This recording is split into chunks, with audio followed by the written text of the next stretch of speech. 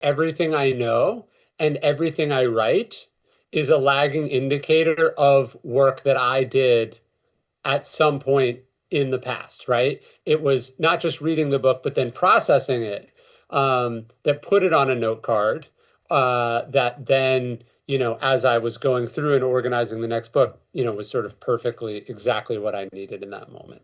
So I just have to remind myself that it's like it's a form of time travel. It is a gift I'm giving my future self in the same way that it would be awesome to be able to like travel back in time and tell a younger version of you something you learned. This is a way that a present you can travel to the future and tell a future version of something that you're probably going to forget.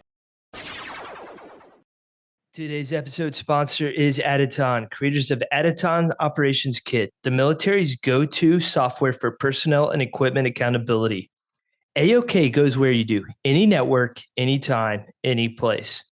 I got to know Aditon's co-founders, James and JJ, several years ago. They are former Army NCOs who have years of experience in the tech industry. They understand that most military jobs aren't performed behind a computer desk. Personnel and operations are distributed, but accountability of property is paramount to making mission. That's where Logi, AOK's equipment management software, comes into play. Formerly known as 92X, Logi is a next generation of equipment management for the military. Logi offers unrivaled features for military teams on the go. Ingest and digitize your primary and sub-hand receipts. Generate and share sub-hand receipts and DA forms with your team in just a few clicks. Capture photos, tags, and notes across your team to build context on the state of equipment. Get easy on-the-go access to critical property records. Logi is custom built for the modern military professional. It gives you your valuable time back so you can get back to the mission at hand at home or in the field. Whether you're doing monthly inventories or preparing for deployment, Logi is your pocket property book, giving you real-time visibility into equipment status and mission readiness. Logi is currently in use across the U.S. Army Special Forces, and it's expanding. For a limited time, listeners of the From the Green Notebook podcast can try out Logi for free. Visit aditonppc.com/FTGN-Logi to get started. That's ADYTONPBC.com/FTGN-LOGE.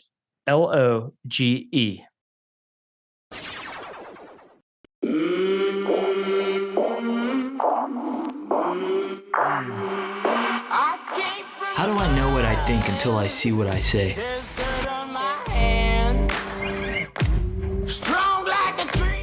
The Green Notebook, carried by military leaders around the world. Within those pages are sweat, tears, triumphs, and the hard-won lessons of life. Lessons worth sharing. Each week, the team dives into the notebooks of military leaders, business professionals, authors, athletes and coaches, and entertainers to share lessons and help you lead with the best version of yourself. Welcome to another episode of From the Green Notebook. I'm your host, Joe Byerly, and today I'm sitting down once again with my friend, New York Times bestselling author, Ryan Holiday. This conversation is a little different for me. It's my third time interviewing Ryan, but my first time since we started working together last summer. After 20 years in the Army, stepping into the world of writing a book has been a completely new experience. At 44, I find myself very much an apprentice again, proof that growth never stops, which is one of the central themes of Ryan's latest book, Wisdom Takes Work. In our discussion, we talk about the importance of staying curious, the need to write things down and to reflect, because our belief systems are at stake and can be easily influenced in today's world of social media. Ryan also shares why we should listen more than we talk, think with nuance, and ruthlessly question our own beliefs. We dig into why mental struggle is necessary, why shortcuts rob us of real knowledge, and how power and intelligence can be dangerous without the tempering influence of wisdom. In addition to exploring ideas in Wisdom Takes Work, you'll also get a sneak peek behind the curtain into Ryan's writing process. We talk about his next project and what both of us are learning as we work together for the first time. So with that, please welcome to the show, Ryan Holiday. Yes. I think you have a little glimpse into my life working on this next book together, which is that although I have one coming out, what I'm actually excited about and thinking about all the time is the next one. And it's this sort of blessing and curse of this track that I'm on because yeah, you're talking about the thing that's done that you lived in for a while, but you're living in a totally different world.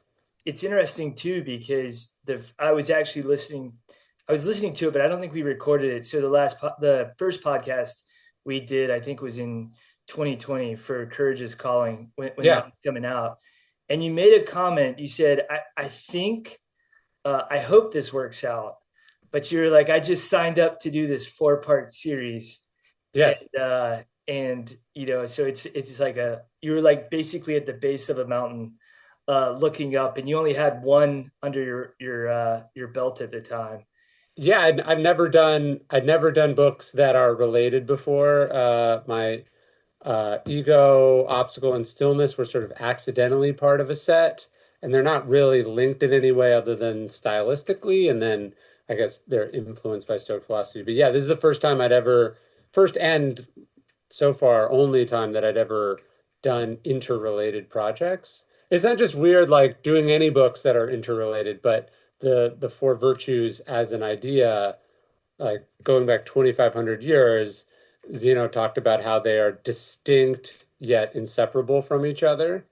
And there's something about that that I think goes to the essence of the virtues because, courage, but in pursuit of what? Or, wisdom, but in pursuit of what?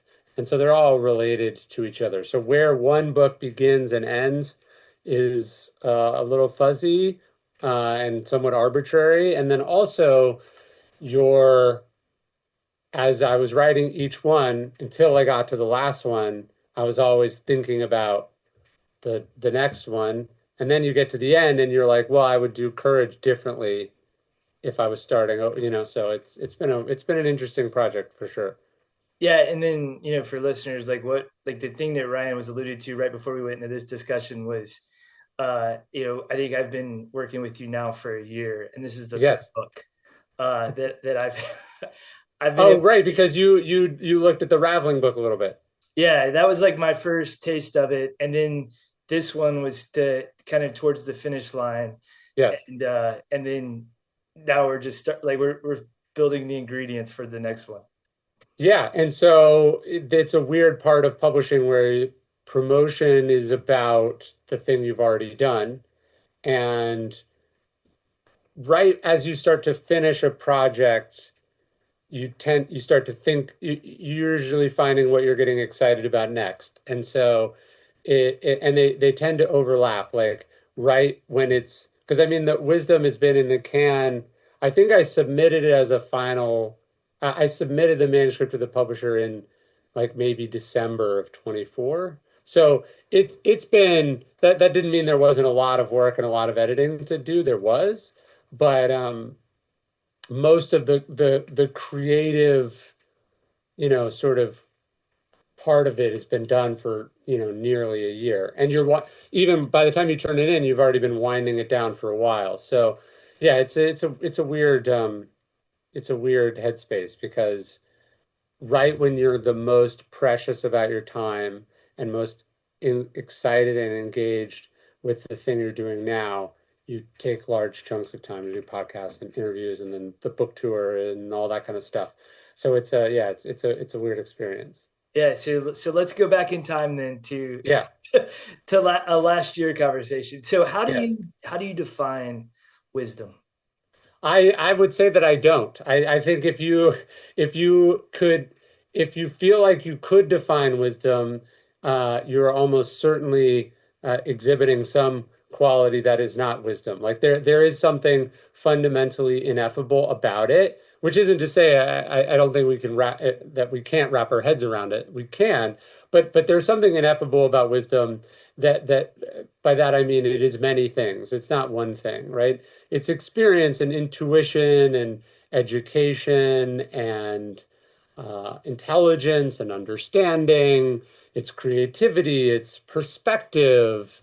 It's it's being philosophical in the lowercase sense of that word, right? So it's all these things and more.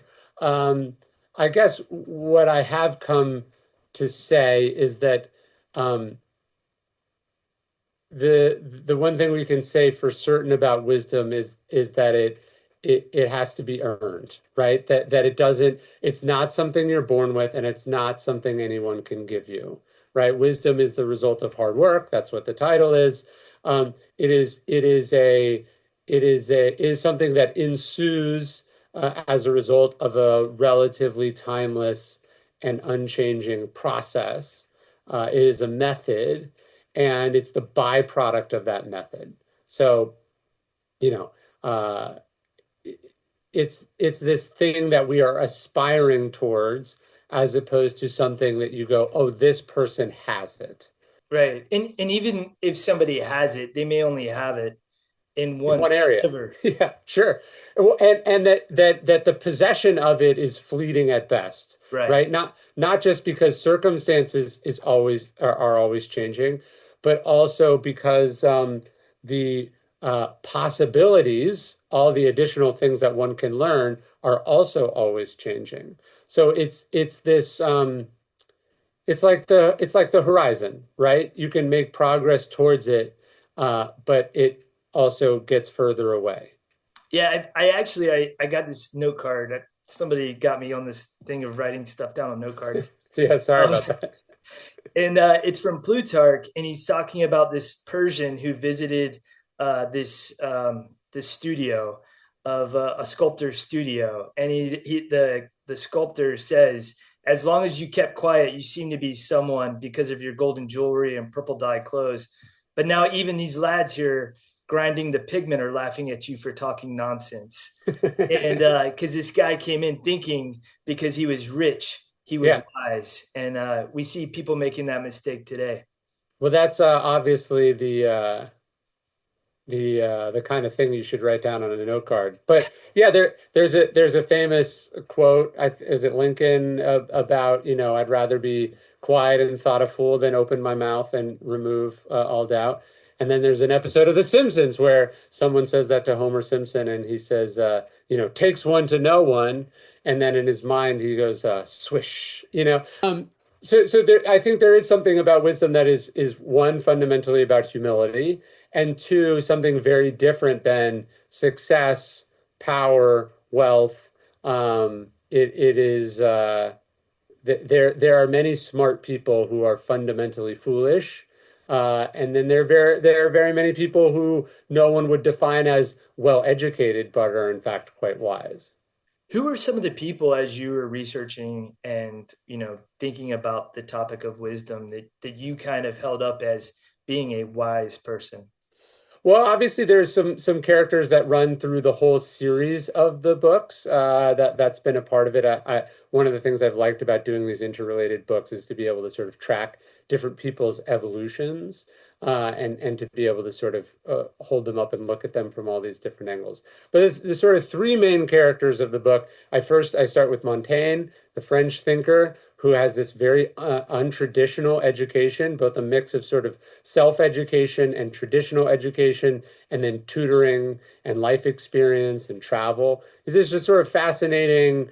One of the smartest people who ever lived, but also one of the most unconventional thinkers who ever lived. And so I sort of talk about the education that forms this man, and the ongoing nature of it. So he's the primary character at the beginning, and then at the end I talk about Lincoln as a sort of ultimate man, the complete man, if you will, both self-educated in the way that Montaigne is, and then also a great moral figure who does one of the hardest things there is to do, which is to take this wisdom, this ability to see what other people can't see, and then change the world in that image. And then in between, the middle part of the book is about this idea we were talking about, which is how smart people can be very foolish, and how there are these sort of sirens or pitfalls that can blunt, considerable intelligence, and in fact, even maybe weaponize that intelligence. And so for that character, I look, quite in depth at Elon Musk. who I think is both one of the smartest people in the world and then one of the most dangerously stupid people in the world. And I sort of look at this incredible rise. How does a guy basically teach himself the automotive business, teach himself the space business, solve these incredibly complex and complicated problems, not just like mathematically and from a physics standpoint, but the the hardest thing to do in innovation, which I was saying, is like bringing it into the world. Like he's a logistical genius and a bureaucratic genius and a manufacturing genius and an organizational genius. And so, how does he accomplish all these incredible things? And then, you know, you look at him today and you're like, what happened? How does this person who goes from reading Soviet rocket manuals go to, like retweeting misinformation from Russian bots? And I think he's a cautionary tale in many ways. This isn't a political thing. Just how does someone, by nature of their information diet and the stress and the strain, go from being, one of the most widely admired people on the planet to being this divisive, polarizing person who's, gutted the federal government and done, a number of other things. So that's sort of the arc that the book takes people on. I'm trying to think back to your past books, and from what I remember, I think this is like the first time that you've taken a critical look at a contemporary person. Ooh, I don't think that's exactly true. Certainly in the Virtues series, almost every one of the main characters has not been alive. Queen Elizabeth died in the middle of Discipline is Destiny. So I mostly try to pick people that are not alive. And mostly historic because they're less polarizing and partisan. But I definitely in my other books, I've told stories of athletes and entrepreneurs and people. I think you're right, mostly positive. I do mostly try to celebrate. Alex Haley said the job of the author is to find the good and praise it. And I kind of feel like most of the stories that I do are celebratory. But I also, I started as a research assistant for Robert Greene, and I think one of the genius parts of the stylistic layout of the 48 Laws of Power is that he, as often as he's showing the observance of a law of power, he's showing a transgression of the law. And in many ways, this can be more compelling and persuasive to see the costs of rejecting, wisdom or a fundamental part of the human experience. And so I don't have a problem doing negative examples. Actually, in Ego is the Enemy, I sort of break down Howard Hughes at some length as one of the middle characters of that book. And in many ways, that set the irony is that I heard about the book that I ended up basing a lot of that writing on. I heard about it from an interview I read with Elon Musk in like 2015. He was saying that, Howard Hughes is both an inspiring and a cautionary tale. And so, I think I was predisposed to sort of follow that trajectory then. And it wasn't a choice that I took lightly by any means. I mean, I've met him before. I've been to a party at his house. We have a lot of mutual friends. He's like basically the owner of this town that I live in. It's not something I was excited to do, and I could come to rue the decision, I'm sure. But it struck me as a very powerful example of what can happen when you don't take care of yourself, and also when you get high on your own supply, which is, I think, what happened. We have to remember, like, the story of King Midas is a cautionary tale. Pride goeth before the fall, but also it's just it's not sustainable to expose oneself to the amount of stress and strain and the workload that he has done. And you add into that the very potent element of everyone telling you that you're one of the smartest people in the world and you are one of the most powerful and richest people in the world.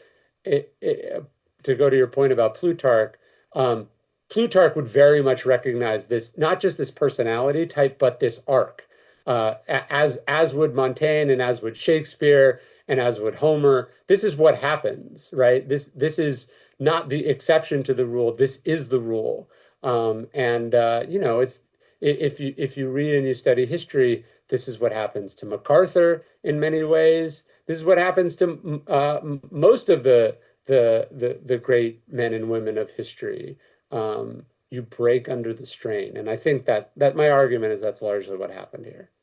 Yeah, well, going back to, even like writing this book or the writing you've done in general, I think a lot of people think that, they can just read or, consume information. What role does writing have in the development of wisdom?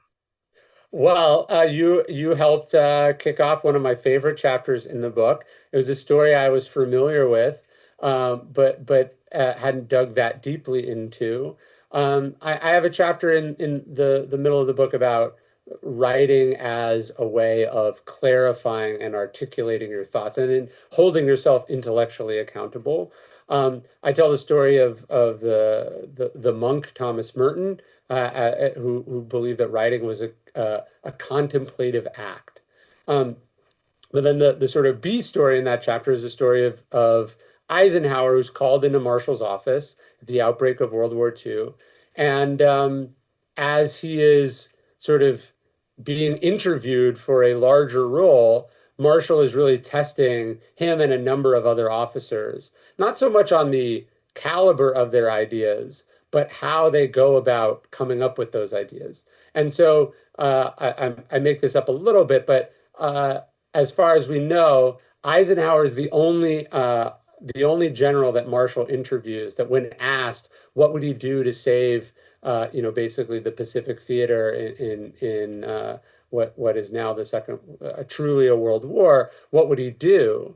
Eisenhower is the only one who goes, "Hey, I need some time to think about this," and he borrows a typewriter and some paper. And actually, I just found the papers you found, like, actually the stock of paper circa 1941 or 1942 that he would have written this on. But he basically sits down and he puts his thoughts into writing. So instead of riffing, he puts his thoughts into writing. And I think the reason I liked that story and the reason it struck me is it's sort of central to who I am as a person. Like I've said this before, but I think I became a writer because when I would get in discussions with my father or my teachers, and I would feel like I was stumbling for the words, or I feel like I wasn't explaining myself well. I feel like my impulse was, I want to go in my room and write this out. Like, and thinking with your fingers, to borrow the an expression from Robert Caro,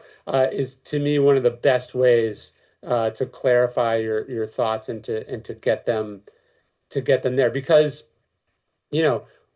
one of the things I don't like about podcasts is it's a lot of bullshitting. It's a lot of first takes, and your first take is very rarely a good one. Um, Writing is even your first draft is not your first take, because you're having to think about it and think about the word choice. But then, as you saw in the process of the book, you get edited and edited and edited and edited, even down to, in this room, 2 months ago, I started the audiobook, and I had another final round of edits, just hearing it out loud. So it's the writing and the editing as a process that helps one develop as a thinker. Yeah, I know I read it somewhere, but I've written about this, so it comes quickly to the forefront of my mind. Yeah. I think we have between like 50 and 75,000 thoughts a day swirling around in our heads. And it's when how we open the podcast, that Ian Forster quote, "How do I know what I think until I see what I say?" Yes. Seeing it on paper really helps to clarify the thinking. And then when you see it, you actually see gaps in your knowledge. And I know, like, Yes. in the writing process, sometimes I'll look at something and be like, wait, why did this happen? But I wouldn't have asked the why question if I didn't see it written down first. Yeah, it's writing, and then it's not just writing to see what you think, But also, if you then conceive of the audience reading it, it adds this whole other wrinkle. Like Joan Didion said that writing is a hostile act. And by that, she meant you are having to take what you think and say it forcefully and persuasively and logically enough that somebody else agrees with it. Like they don't just read your writing, but they concede the point. And so now if you're now thinking about the audience, and you don't want to think about it too much, but you can't not think about it. You've now brought empathy into the equation.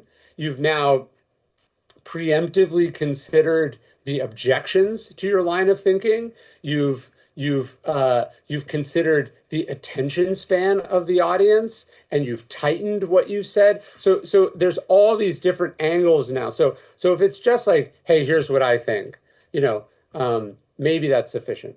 But when you're thinking, hey, what do I think? What are the problems with what I think?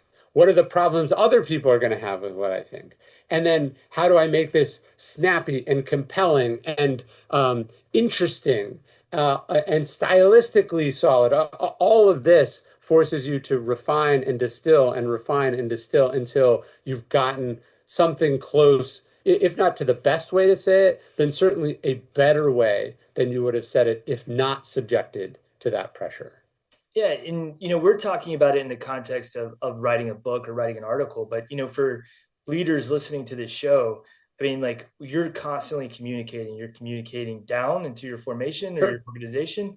You're communicating up to superiors, the marshals of the world, Yeah. and laterally to your peers. And so each one of those people is a different audience. And as you think about those things and get it down in writing, you can kind of take back a step back and look at it objectively, and tighten your argument it up and make sure that again you're speaking to the right audience in the right voice. And so this isn't just a skill for writing, which I guess is why it's in the wisdom book. Yeah. It's part of the process. Yeah, and look, like a world where you're sending Slack messages to your fellow employees is not, it, you know, imagine you're Marshall or Eisenhower, you're having to write memos to the president. You're having to write orders to your generals, who in turn have to then write orders, who in turn have to write orders. And so, if you're not starting from a point of clarity and conciseness, if you haven't well defined what you're doing and why you're doing it and what the priorities are, it's going to get, you add that sort of game of telephone on top of it, it's going to get real sloppy real fast. And so, yeah, writing is an art, and it's something that you need to be good at, and young people need to be good at. And this is obviously one of the worries about AI is not, it's not that term papers are that important, but the ability to produce a good term paper, that is to say, the ability to get your thoughts on paper and explain something in a way that is satisfactory to someone else, that is the skill. And like, I think that's one of the things that's interesting as I fool around with AI, just how bad it is actually at writing, but also one of the things you get from being a good writer is the ability to recognize bad writing, right? And I think that's been striking to me. One of the other chapters in the book that I think is most relevant and most important, I talk about, sort of sophistry and demagogues and conspiracy theories and misinformation.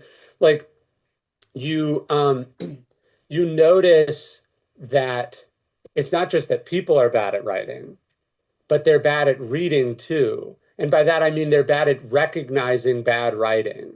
Like I wrote an article a couple of weeks ago, and like somebody replied, with like a link to a Gateway Pundit article. And it's like, this is a person who, is not able to recognize just bad thinking, bad writing. They can't even recognize like aesthetically what a reputable website looks like compared to a not reputable website. And so writing it isn't just forming your ability to communicate what you need to communicate, but it allows you to effectively parse what other people are communicating and recognize sort of tricks and shortcuts and bad thinking and insufficient you know or illogical arguments or insufficient arguments. Like these are all critical skills both in the ancient and in the modern world. Yeah, I'll try to explain. I wrote it out and let's see if I can explain it. But yeah, like I wrote something called the walls we build, and Yeah, essentially we have like our belief system are built up over time, and each brick, the yeah, bricks come from childhood. They come from stuff your parents said, your coaches. So you're building up these walls of belief, and all across the internet, there are people just handing bricks out, whether they're yeah, hot takes on X or Facebook sure. or this gateway article. Maybe that's 2 or 3 bricks. And if you're not careful, algorithms are going to build the wall. People Yes. who are misinformed are going to build that wall. Russian or Chinese disinformation is going to build that wall. And I think over time, if you're not careful, you're going to have a belief system that's built on a bunch of shitty bricks. And Well, I'll give you a funny example. So, and then I might need to actually help you. What I will need to have you help me track down this actual stat. But for the Stockdale thing, I wanted to know how many graduates from the Naval Academy had died in World War II. And we might have already talked about this, but I needed to know how many Naval Academy graduates had died during the Second World War. So I said I typed this into ChatGPT, and like the newest, like that, not like the free one, but like the one I pay a lot of money for. And it said, and it to its credit, it was showing me its work, but that's why this was so visible to me. It goes, okay, 6% of the graduates who served in the from the academy died during the Second World War. And then it said between 1940 and 1945, 7,500 people graduated from the Naval Academy. So therefore, it's like 422. Well, obviously, that looks like thinking, and it was typed out persuasively, right? But the problem with this is that those are two totally unrelated variables. I happen to know from something else that I'd read that like 54 classes from the academy served in the Second World War. So the fact that 7,500 people graduated between 1940 and 1945, which is roughly the war years, is totally unrelated to irrelevant to the fact that there was a 6% death rate, right? And then the fact that there's a 6% death rate means that the actual statistic is available somewhere. Like this would be the VA would have this statistic or someone would have it. And so I remember saying to ChatGPT, like, hey, these are totally I was like, hey, this is wrong. This isn't even close to the answer. Try again.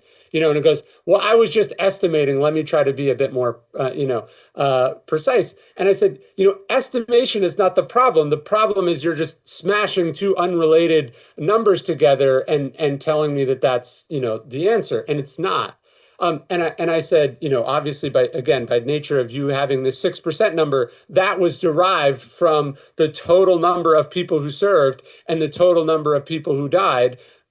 We can get there. And then the irony is, and this is I think the thing that where smart people often outsmart themselves or make simple things complicated. There is the simple fact that there is a memorial on the wall in Memorial Hall at the Academy that lists all of the names, which I could just get a picture of and count. And so my point is not that AI is not impressive and that it can't do some things. My point is that actually the challenge of the 21st century, although this is arguably always the challenge, is how good are you at spotting bullshit? How good are you at questioning the answers that you get from other people or from other things? And so in this case, I needed to know a bunch of information and have some basic critical thinking skills. Like, I still don't know the answer. I just know that what you gave me is not even close to the answer, and that the formula that you attempted is not ever going to be able to produce that answer. And so in that way, I'm inoculated against being incorrect, but it still doesn't actually solve for me the problem that I need to solve. And so when we talk about wisdom, this is kind of what we're talking about, right? It's not having all the answers, but it's knowing how to find the answers. And it's also knowing what is not the answer, because just not falling for bad thinking, sloppy thinking, manipulative thinking, propaganda, etc., is just a big part of being a wise person. Just not being stupid is the first part of being getting closer to wisdom. Yeah, and you like curiosity too would play Yes. like plays an Not being important role. satisfied with the first answer is a big part of it too.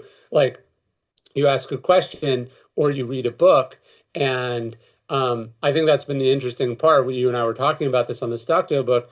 Um, you read something or you think you have a good sense of something, and it's only when you keep pulling on the thread that you find, oh, there's just so much more here. There's just so much more than you could have ever imagined. And it's really the desire to keep pushing and to not be satisfied with like, what are often secondary or non-primary sources, and really to take it back to the roots. That's what it's all about. I'd like to introduce you to our newest partner, Roger Bank, a modern digital military bank built by military members for military members. Whether you're stationed stateside or overseas, Roger is designed to meet the unique needs of our men and women in uniform. I recently opened an account myself, and the process was incredibly smooth. It took less than 10 minutes from start to finish. Now, here's why I'm excited to partner with Roger. They offer high-yield checking and savings accounts, zero account fees, early payday, and automatic savings with Roundup Match. Their military-ready direct deposit form is even auto-populated and signed by the CEO, saving you time and hassle. Plus, you get free global ATM access, real person customer support, and they even offer accounts for service members as young as 17. Funds are FDIC insured through Citizens Bank of Edmond, so you can bank with confidence and peace of mind. Visit roger.bank to learn more. That's ROGER.bank.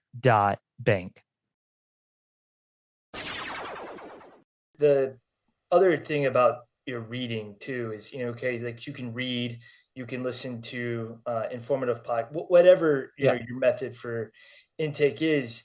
But, like something that I was thinking about this morning is the forgetting curve, where 24 to 48 hours after you finish reading something, you forget 75% of it. Yes. So for you, the importance of writing, Yes. like writing things. Yeah, not writing prose, but the reading the book and then the note cards of it. Yeah. Yeah, and there needs to be some process by which you record and synthesize the information that you have. One of the stories I tell in the book, which I ended up reaching out to him and I got a bit more color on. General Mattis tells the story in his memoirs of hitchhiking to go see the philosopher Eric Hoffer talk, and he goes up to him later and he asks him for advice. And he says, make sure you write down anything interesting that you hear or read. And what I asked Mattis about this, and he told me that he has something he calls his book of wisdom, which are 3-ring binders, where for the last 60 or 70 years, I forget exactly when this Hoffer thing happened, but basically for the rest of his life he has been doing that. And you can imagine the many binders that he's filled of these insights and ideas. And as it happens, Eric Hoffer did this too. At the Hoover Institute, there are supposedly file cabinets filled with note cards that Eric Hoffer accumulated in the course of his travels and experience and writing and reading. So it's not just the reading, it's the processing of the information. And the only thing that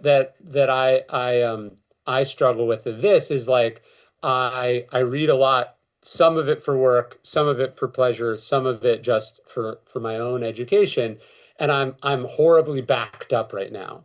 Like I'm reading all this stuff for the book that I'm writing now and having to process that. And every day the stack of, novels and nonfiction and biography that I've read that I haven't had the time to process piles up. And the funny thing is, so much of what appears in this book and my past books has actually come not when I was reading for uh, for work, so to speak, right? It's when you're reading randomly or arbitrarily and you find something that you didn't even think of was related to some project you hadn't even started yet. So it's not just the reading, but it's the what comes after that I'm really interested in. Yeah, and George Raveling, he did something similar too with his Hmm. three ring binders, and he was Yes. highly successful executive, basketball coach. So I like there's something to that. It is funny though, because I've met so many people over the years that have like sort of proudly shown me their like Buzz Williams, who's at Maryland now. I went to his office one time and he starts handing me these binders that he's been doing. And it's like it's only interesting to them, right? Like it can't make any sense to anyone else. Like if George Raveling had in his will given me his binders of wisdom, like that would have meant a lot to me, but it would have been almost totally worthless to me because it's like not just in his handwriting and in his shorthand, but it's what he thought he needed to know, right? And so there is something like I've spent thousands of hours on my note cards and they're really of value only to me and indecipherable to basically anyone and everyone else. But that's the point. You're not creating a resource for other people. You're creating a second brain for yourself. Yeah, and a couple of things on that. One, I started doing this in 2012, and I actually remember Googling. I was like, "Oh, this I should write about writing things down in a notebook." And Yeah. it's like, oh, who's this Ryan Holiday? It was like Is 20, that how you found me? yeah, 2016, 2017. I was That's like, oh, look, interesting. he wrote something about commonplace notebook. And I just started going through all, the writing. I was like, I Sure. really like this. So I found that I was, keeping a small 3x5 notebook on me, um, Yeah. throughout my back half of my military career. Sure. I was Yeah. constantly looking this stuff over and over and over again. And I found that it was almost like things were at the tip of my, not just my tongue, but Yes. my mind when I was facing problems that were new, that I was having to address like very complex issues. I was able to rely on those notebooks. Well, And so, it helps with the recall, right? So I think people look, I have no problem with audiobooks and ebooks. Like I like that people buy them, and I think at this point they're like 50 or 60% of my sales. So I'm certainly not complaining. But I think if you tell yourself, "Oh, I'm saving this on my Kindle or I'm making a note in Audible and I'm going to remember it." I think you're fooling yourself, right? Like to me it's the longhand, it's taking the notes in the book and then transferring it. And then it's the ability to go back to your shelf and grab it and find, okay, I see here on the note card or in my thing that this is the quote. It's on page 92. And it's not just the quote, but the larger context of the quote. And so, yeah, I not only read all my books longhand, but when I am like if I'm just reading, the news of the day, I'll read it on my phone or whatever. But like I print out articles, interviews, research papers. I print them out and I go through them by hand because I want that to be my sole focus, and then I want to have the paper record of it so I can go back to it later. And then even, like the process is always refined. I never until I'd done this biography, I hadn't needed as much material that wasn't in books. But these kind of briefing books that you've been putting together have been, a really important part because, I'm reading, dozens and dozens of letters. I'm reading, memos. I'm reading transcripts of interviews. And again, I need to physically have it and be able to read it once, mark all the stuff that's important, and then go back to it and transfer it from here either into note cards or into the chapter or the section that I'm writing. So for those listening, this is where when you don't know that working on a general staff is ever going to pay off in the future, Yeah, this is where it's paying it's I would paying off say for you. I would say it's substantially improved the process for me. The pages keep coming out of these little books. Okay. I think from a technology standpoint, I would be we're in the middle of it and it doesn't matter. But like if I was traveling a lot, or I could only imagine one of these briefing books in a combat zone or something. There's got to be like a better The, technology for it. the trick is they don't read it. You prepare it and Ah, they never look at it, or they look at it one time. Well, and then or it, also it's like, you open it halfway. I'm the same way. I was just going through this on my 9-year-old's like homework this morning. It's like that what I've always hated about the 3-ring binders and stuff is you're like, you get like halfway and then you should be able to just snap it closed. Instead, it's this like delicate process of right. like like whatever. But it's funny too, just to think, and there's this great book that I read I've been raving about called The Notebook, which is about the history of notebooks. Oh yeah, yeah. Uh, I interviewed Roland as Roland. well. Yeah, Uh, but just that like as a technology, it's old, but not that old. Like just that the technology of a notebook, is like from the 1400s. Like the modern notebook dates to like the 1400s, which means like on the one hand, the Romans didn't have access to something this convenient. On the other hand, like Da Vinci is complaining the same way that we're complaining. Or, I'm left-handed. And so one of the things I hate about writing by hand, and I tend to use like Sharpies a lot, is like I'm just like covered right. because I'm dragging or whatever, So anyways, it just the timelessness of like the insufficient nature of all these different mediums and the complaints about the technology is pretty great. There's actually a line in Isaacson's bio of Da Vinci where he talks about how incredible it is that Da Vinci's pages survive to us, right? And I was in Milan a few years ago and I went and I saw some of the pages of the notebook. Um, but he points out that when he was working on the Steve Jobs book, that Steve Jobs was like, "Oh, I have some diary pages, or I have some things that I wrote about this. Let me find it." And Steve Jobs is going back to this old Mac that he had from like the 80s, and like even Steve Jobs is having trouble getting the things that he'd put on this computer out of the computer. Meanwhile, these diary pages from Da Vinci, 500 years ago are like readable to your average layperson.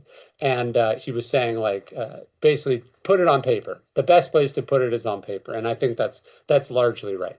Yeah, and the Stockdale book would be very hard to do now if it wasn't for The paper. letters? Yeah, Yes. Yeah, of course. Well, and just paper copies of his orders and yeah, all these artifacts for sure. At the same time, if he had been born, a century earlier, there wouldn't be these oral histories that are so valuable too. So it's a little of both. well, that's as we wind down, I'm curious because a Yeah. lot of people listen. They're like, "Well, I'm so busy, I don't have time." Like, and even now, I'm looking around right now. I have like stack of like stuff for you. I have my own stack. I have Yeah. like my personal reading, and then I've got like books that are just coming in from folks. Sure. You're like, "Hey, you should read this." So I'm also getting backed up right now. So Yeah. how do you find time, or how do you make time in your schedule for to go back and kind of pull these notes out of your books into note cards?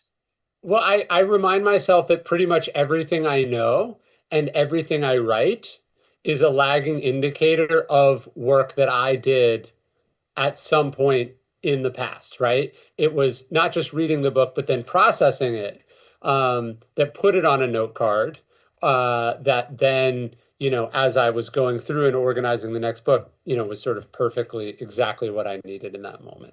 So I just have to remind myself that it's like it's a form of time travel. It is a gift I'm giving my future self.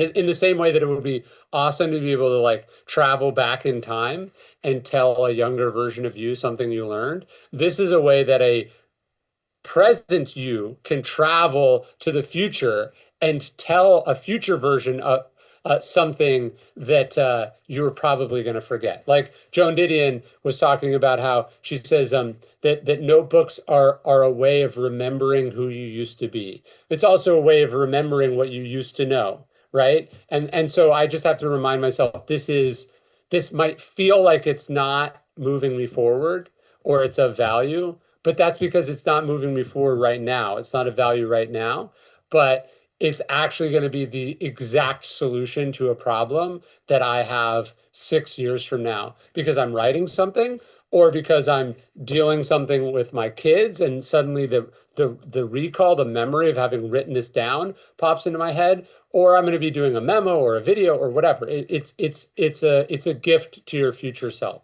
So I usually go through periods like I'm not caught up right now because I'm so unbalanced working on this thing. But I know that when this slows down, I have to go back through that backlog. Does this slow down? Well, yes, because as we were talking about, like I finished the wisdom book in let's say November, December of last year. I finished most of the writing and the researching. And then I immediately started going through everything that I'd read about Stockdale, everything I'd read about Vietnam, everything I'd, read about the POW experience. And that formed the basis of the sort of outline for the book that I'm now researching and writing. So yeah, I know like stuff is piling up for the next project, and I'm kind of putting it over to the side, and I know I'm gonna go back through it later. Oh, Ryan, I appreciate you making time, man. I know I actually can say I know how busy you are. And, No, uh, this has been a dude. You're doing amazing. This has been actually a great experience, and I can't. I was just telling Samantha the other day, like, um, I I'm like loving this. Like I'm loving being in the middle of the thing, and that I should not only enjoy it, but I should not rush through it. Like I can turn the book in whenever. I don't know, I didn't tell you this, but my publisher was like, hey, so we wanted to talk about release dates on the book, and I said, okay, when are you thinking? And they gave me this this date, and I said, okay, but when would I have to turn it in? And they were like, I don't know, sometime December or January of this year. And I was just like, immediately no. And I was like, not because I couldn't. I think I probably could. Like I could get something, rough. But I was like, why would I? Why would I? I'm enjoying this meal. Why would I try to finish it as quickly as possible? And so, yeah, I've genuinely loved being in this person's life and in this period of time. And there's something too about when the world feels like it's falling apart. I'm enjoying being in the 20s and the 30s and the 40s. I guess it says something about our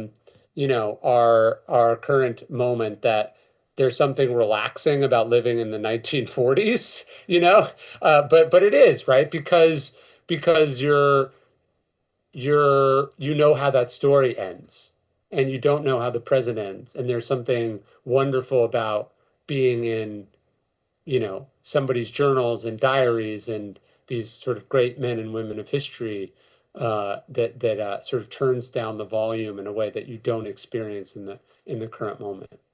yeah, agreed.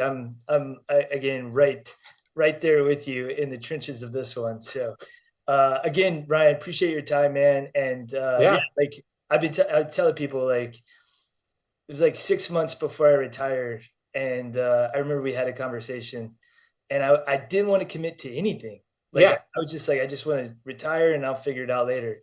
And then you yeah. were like, wouldn't it be nice if you just knew that you were walking into something next? And I was like, okay, that's a good valid point. That may take some of the stress off. Oh, that's funny. I said that. Interesting. Yeah. What do you feel like you're learning? Like, because I feel like I'm like, obviously I've done projects similar to this and I've researched a lot, but I feel like I'm learning a lot about um, not just about this person, but I feel like I'm adding I found this in conspiracy where I had to read a lot of legal papers, and just even the process of procuring all the legal papers was a lot. But I feel like I'm learning about just different kinds of archives and types of information, and it's been an interesting experience. Yeah, and I was like, this will be what, book 17, some I don't know, anyways. something like that. Yes. But I would imagine for the process, and I think I was telling Amanda this, is like this process would have been different for obstacle is the way or ego is the enemy. Sure. But now that you're like have several under, like I can tell you're trying to push the limits of what you've done before. Well, I've And done that in all the books. I would say that was actually the excruciating part of The Obstacle is the Way, the 10-year anniversary edition, because I had to go back and do it. And I noticed not just well, first off, what struck me is like, oh, this was like basically everything that I knew. Like this was all the stories and anecdotes and history that I knew up until that point. right. I think I was largely writing it at like 24, 25. So I'd read a lot and I researched a lot, but that was everything that I knew. And now I know a lot more. So it's like I'd read one biography of Grant, now I've read five. And then so I just had a larger base of knowledge. And so what I found was sometimes the claims that I was making were thin, right? Like that I was resting it only on, one line from one person. And that I wouldn't allow myself to do that now. Yeah, and that's Yeah. the thing is like now I feel like because you're at this level, like it's almost like you're from an educational standpoint, I'm learning where you're at on this number book. Yes. So I'm Yeah. seeing You a learn. different side of it. And I remember when I was a researcher for Robert Greene, he'd be like, try to find me this. And I'd find it. And he would just be like, that was not good enough. And he just meant like the story wasn't good enough. And then other times he would mean like, that's not a serious enough source. Right. And I would have to go back and find more and more and more and really actually support this claim.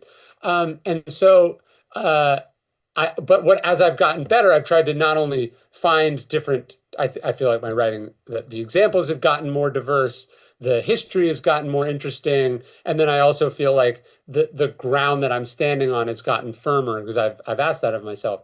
But I do remember also working for Robert. He told me he's like, and he was, four books in maybe, but his books are just different. He'd been doing it, 15 or so years probably when I started working for him. And he was saying, he's like, at some point you get to a place where you can just smell uh, what you're looking for, like a shark can smell blood in the water. And I just remember thinking, oh, that's really interesting. And I wonder what that's like. And you've probably seen that on this, where I'm like, I know this is somewhere. I don't know where it is, but I know that it's somewhere. And let's keep looking until we find that thing. The stories were it's funny before I came down here, I just finished the section on Wes Brown. I feel like finally I have all the information I need to make the claims that I'm making, and to also, as we were talking about, you think about the audience. I feel like I've disproven. I could I that I haven't left anything unchallenged. I've looked at it from every angle. I have all the information I have. I can safely make this conclusion and have this section, and it's supported and justified, and that if anything, it's the tip of the iceberg. I could say more if I wanted, but I'm leaving it here. So on that, like, and I wrote this down the other day because of this thing, and for listeners, you'll have to wait till the book comes out. Um, but this idea of learning from the instincts. Yes. And so like when I was working for senior officers, they would make gut calls, they would make instinctual calls like that. And I would remember I would write them down and Yeah. then go back and reflect on like, what information did he or she receive in order to make that call. And so the other day when we started going down this Wes Brown Yeah. theme of the story in the book, I was like, man, like Brian has an instinct there. And sure enough, like as we've Yeah. unlocked that wing of the hotel, there's plenty of doors to Yeah. open. But like, is this idea of people who are, in this, mentor protege role is not only, paying attention to the things they're saying, but like learning from instincts, I think is something I want to Yeah. explore. Well, and in like what Robert was having me do is chase stuff down to either prove or disprove an instinct he had. Like he'd be like, I think there might be a story in this person. Go read like 5 books and come tell me if there is, right? And so he could do that, and he knows how to do that. But he's it's not worth his time because the chances of it being true or not true is low, right? Or valuable or not valuable is low. The important stuff he's doing himself. And but what I'm learning is how to do that, and then you're developing that same instinct. And so now I can say to you, hey, there's got to be I think we're uh, there was something. It was like a speech, and I was like, "This, there's got to be something out there." And you're like, "I don't think there is." And then I was like, "There's no way that one of the most famous people in the world visited this small town in Iowa, Oh and yeah. it was not covered wall to wall by newspapers, and you were able to find it, and that was because I remember I'd done some stuff, I'd researched some stuff that, and I was just amazed at the level of, you know, detail that was covered in these newspapers. And I mean, I wrote a whole book about media criticism. So I just had a sense that that this was there. I mean, and this goes to the AI thing. I couldn't tell you for sure where it was or that it existed. I just knew that more likely than not, it was there, and that it could this gut instinct was falsifiable, right? Like you could go search the archives of these 3 newspapers, and we would find very quickly whether it did or didn't exist. And and that's where, and I talk about sort of delegation and stuff in the discipline book. That's what leadership ultimately is on a level that's different than being a writer. Like sure, if I wanted to spend the next 8 years of my life, I could track down each one of those leads. But what you get good at is knowing the falsifiable assertion, and then having trustworthy people who can then go give you the answer one way or the other. That's what it's about. Right. Well, as we wind this down, because I Yeah. said that was the last question, so one All more. right. What is one thing after finishing this book that has changed your life, or that you're doing differently, or Oh, that's a good question. Um, what have I taken out of this book? Uh, Well, one of my favorite stories in the book, I talk about Socrates being a very smart guy who had sort of poor social intelligence, right? Like they killed Socrates because he was obnoxious, not because he was smart, because he was obnoxious. And I just put a lot of I'm putting more thought into, like, it's not just what you say, but it's how what you say makes people feel. And that I think this is another way where smart people um, get themselves into trouble. And I am trying to be a bit more thoughtful and deliberate, especially in this kind of fragile, um, sensitive slash incendiary world we're living in. Um, you don't do yourself any favors uh, posting or saying the first thought that pops into your head. This isn't to say you censor yourself. That's not what I'm saying at all.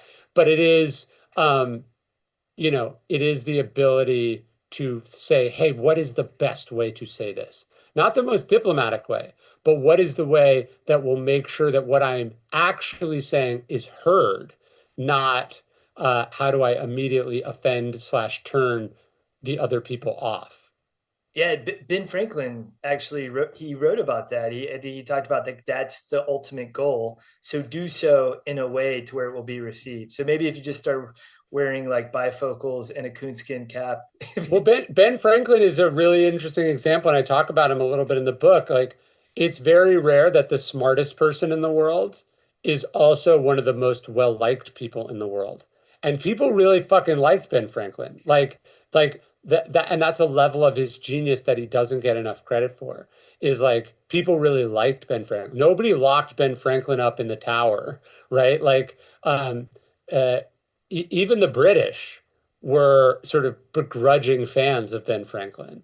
And that social intelligence and interpersonal relations is another layer of wisdom and intelligence that we often ignore to our peril. Elon Musk being a great example of this.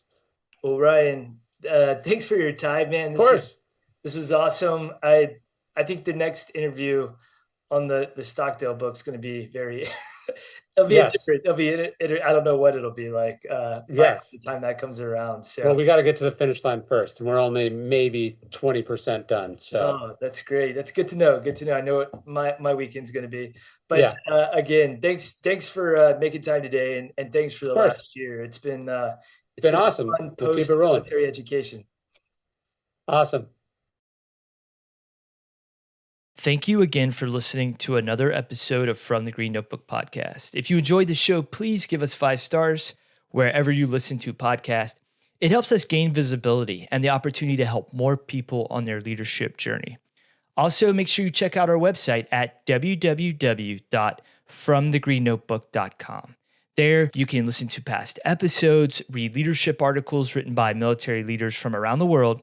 You can sign up for our monthly reading list email where you can learn about new books that are coming out, and our Sunday reflection email that comes out every Sunday morning. Is really short. It's a 2-minute read, but I guarantee you it's going to start your week off on the right foot. Finally, make sure you follow us on Twitter at FTGN Notebook, and you can find us on Instagram and Facebook by searching for From the Green Notebook. Again, thank you so much for coming on this journey with us. I am humbled by the opportunity to learn these lessons alongside you. So please join us next week for another episode of From the Green Notebook, where we're going to help you lead with the best version of yourself. I came from the mud. There's dirt on my hands. Strong like a tree. There's roots where I stand. Oh, I've been running from the law. Hope they won't shoot me down soon.